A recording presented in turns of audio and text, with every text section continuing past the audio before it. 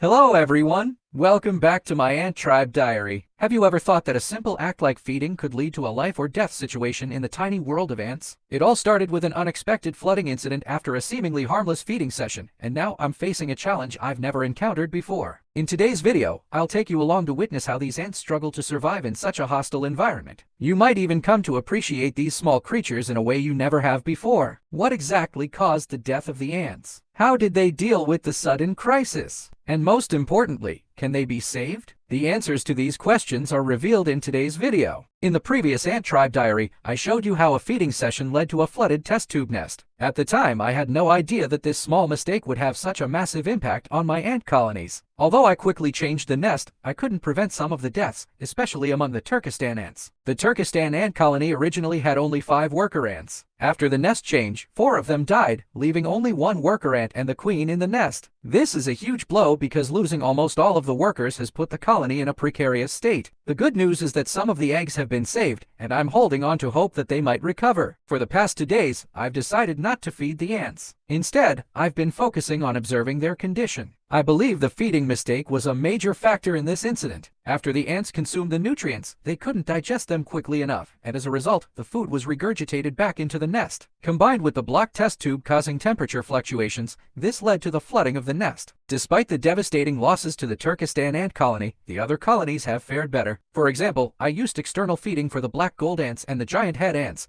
and these 2 colonies did not suffer any deaths. Since they weren't fed inside the test tube, their nests remained dry, and the worker ants stayed healthy and active. The golden Formica ants, thankfully, experienced only 1 worker ant death despite the nest change. Overall, their condition is still quite good. The workers and the queen are both healthy, which is a relief since this colony has been resilient and strong in the past. As for the Nicobar ants, although I had placed paper in their test tube nest to help absorb the moisture, 1 worker ant still died. The remaining 2 workers don't seem very healthy, and I'm concerned about their condition. The queen and the rest of the workers are still hiding inside the test tube, and I don't want to disturb them too much. I'll continue to observe and see if they can stabilize. The black gold ant colony, due to its larger size and non-glass nesting material, didn't suffer from the flooding issue. The workers are very alert and quickly respond to any disturbance, checking for any potential threats. Right now, the black gold Turkish ants are in excellent condition. Up close, their golden appearance is stunning, just like tiny jewels. The 2-tone shield ants have been a real surprise. Despite their unusual feeding habits, they have not had any problems, and the colony is still thriving. To be safe, I've provided them with a backup box, just in case their condition changes suddenly. You never know what might happen with these tiny creatures. The giant head ants, on the other hand, have a large and thriving colony. Their small size and rapid reproduction rate make them one of the easiest species to achieve 1,000 ant tribe with. With their population growing quickly, they are definitely one of the more promising colonies. I've been keeping ants for nearly a month now, and during this time, I've experienced both successes and failures. I've unintentionally caused the death of several colonies, which has given me a new respect for life. A small mistake or a well-intentioned action can sometimes lead to the annihilation of an entire colony. From this experience, I've learned that I need to continue studying the behaviors of each ant colony in order to take better care of them. This will help me ensure their growth and survival, allowing them to thrive and prosper in the long run. In the coming days, I plan to introduce new protein sources into the colonies. I recently received some mealworms when purchasing new ant colonies,